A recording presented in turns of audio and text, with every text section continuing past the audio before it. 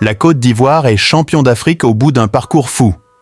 Moribonde au premier tour, la Côte d'Ivoire est allée jusqu'au bout de sa trajectoire incroyable pour remporter sa 3e Coupe d'Afrique en dominant le Nigeria 2-1 en finale dans un stade d'Abidjan en transe dimanche. Cette fois, ce n'est pas un miracle. Les éléphants ont mérité leur victoire grâce à des buts de Franck Kessié, 62e minute, et Sébastien Haller, 81e minute, d'une tête pachydermique pour le premier, en coupant tout en subtilité la trajectoire du ballon au premier poteau pour le second. Les 2 centres sont venus de Simon Adingra. Restait bien dans cette équipe quelque chose des ressuscités. Cette façon de résister au vent contraire, puisque le Nigeria avait ouvert le score contre le cours du jeu d'un coup de tête du capitaine William Troost-Ekong, 32e minute, sur une des rares incursions en première période des Super Eagles dans le camp adverse, ils l'ont forgé au long d'une trajectoire qui restera dans l'histoire du football. Quasi éliminé après la gifle contre la Guinée équatoriale, 4-0, dernier repêché du premier tour, passé au tir au but contre le Sénégal, 1-1, 5 TB à 4, puis à 10 contre 11 contre le Mali, 2-1 AP, avec à chaque fois des buts. Dans les derniers instants, les Ivoiriens n'avaient enfin été maîtres de leur sujet qu'en demi contre la RD Congo, 1-0. En finale, ils ont toujours cherché à jouer et ne se sont jamais découragés. Max-Alain Gradel a vu Calvin Bassé à genoux dévier sa frappe dangereuse, 50e minute. Odilon Kosunu a contraint.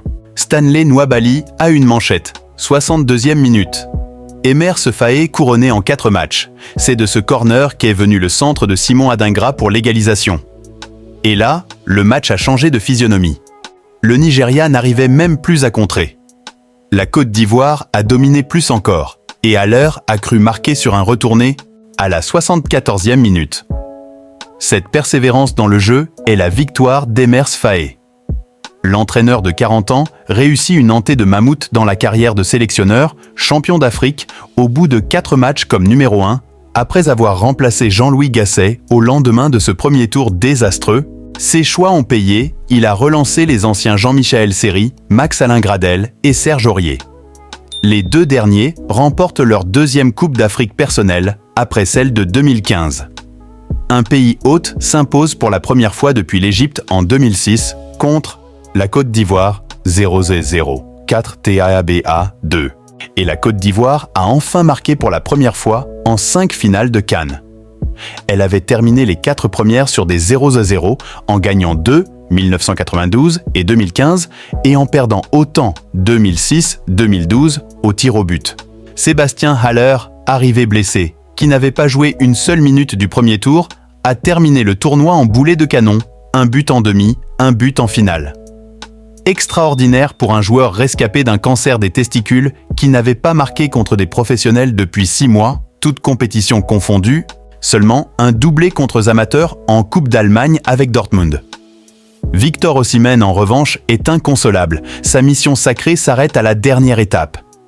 Il rêvait de guider les Super Eagles au titre et rejoindre JJ Okocha et Nwankwo Kanu, ses idoles, ses modèles, dans la légende du foot nigérian.